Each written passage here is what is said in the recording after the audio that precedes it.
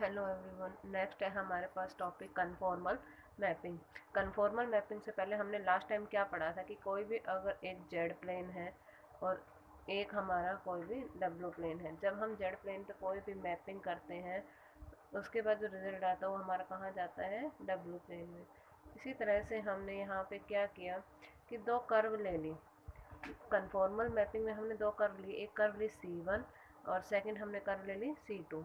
दो कर्व ले ली, बीच में एंगल हमारा क्या आ गया, थीटा।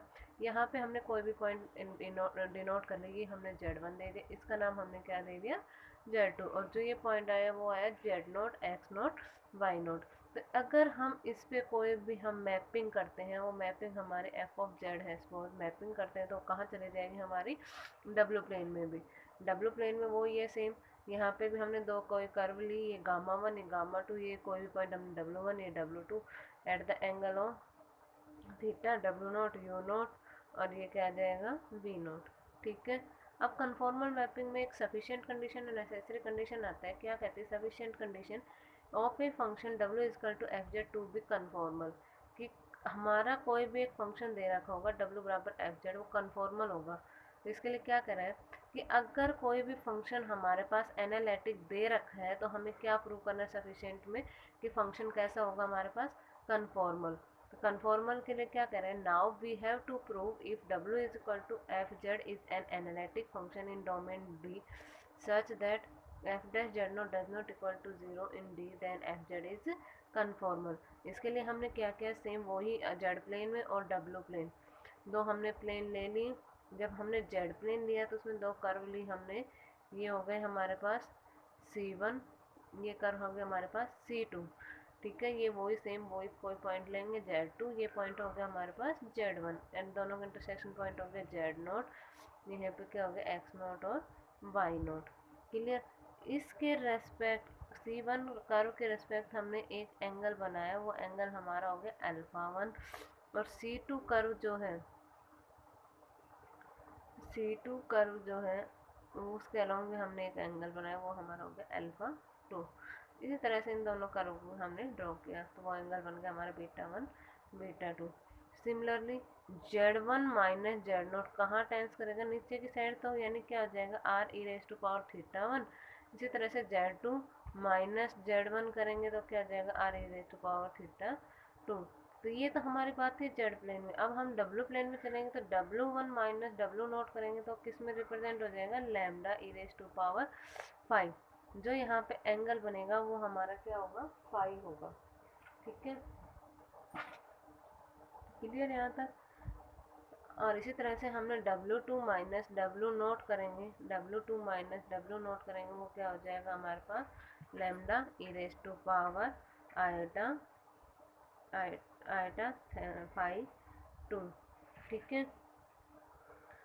अब कह रहे हैं now function is analytic, function हमारे पास एनालिटिक होगा तो इसका मतलब डिफरेंशिएबल होगा, डिफरेंशिएबल होगा तो यानी f dash z naught exist करेगा। एफ डैश जेड नोट का फॉर्मूला हमारे पास होता है f dash z naught equal to limit Z1 tends to Z0 f z minus f z naught upon Z1 minus z note.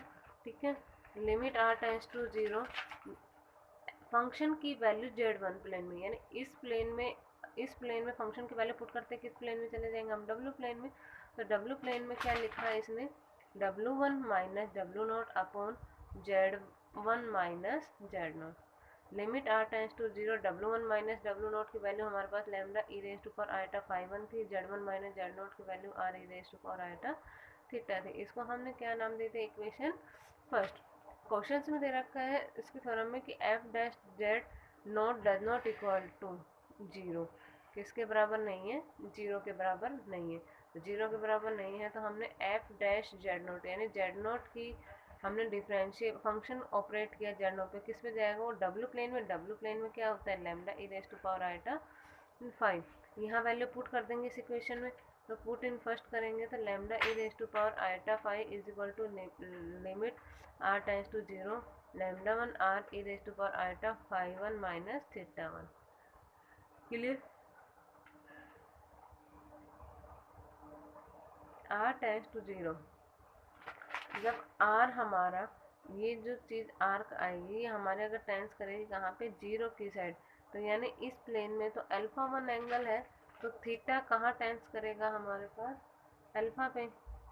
Theta कहाँ tends करेगा, हमारे alpha पर। तो वही लिखा हुआ है next, theta 1 tends to alpha 1 and phi 1 tends to beta 1। इनकी वैल्यू पुट कर देंगे यहाँ पे। यहाँ पुट करने के बाद क्या आएगी, theta 1 tends to phi 1 minus theta 1। अब हमने देखा कि इसकी वैल्यू हमारे पास फाई 1 टेंस, थीटा टेंस कर रहा है अल्फा 1 को और फाई टेंस कर रहा है बीटा को। तो फाई की वैल्यू जगह क्या रख देंगे बीटा, थीटा जगह क्या रख देंगे अल्फा। यहाँ से सोल्व करेंगे, अल्फा 1 इज इक्वल टू क्या आ जाएगा हमारे पास, बीटा 1 प्लस फाइव। इसी तरह से अल्फा 2 निकालेंगे वो हमारे क्या आ जाएगी ये वाली। देन अल्फा 2 माइनस अल्फा 1 करेंगे तो क्या आएगी, बीटा 2 माइनस बीटा 1। ये कौन से प्लेन का था, जेड प्लेन की वैल्यू थी, एंगल का डिफरेंस। तो ये किसका है, डब्ल्यू प्लेन के एंगल का डिफरेंस है। ठीक है, तो वही कह रहा है angle between gamma 1 and gamma 2 at W naught is equal to the magnitude and same sense of the angle between two the curve C1 and C2 at z naught. दोनों एंगल सेम हो गए तो function transformation कैसी हो गई हमारे पास, conformal. Clear, इसकी sufficient necessary condition हम नेक्स्ट में पढ़ेंगे।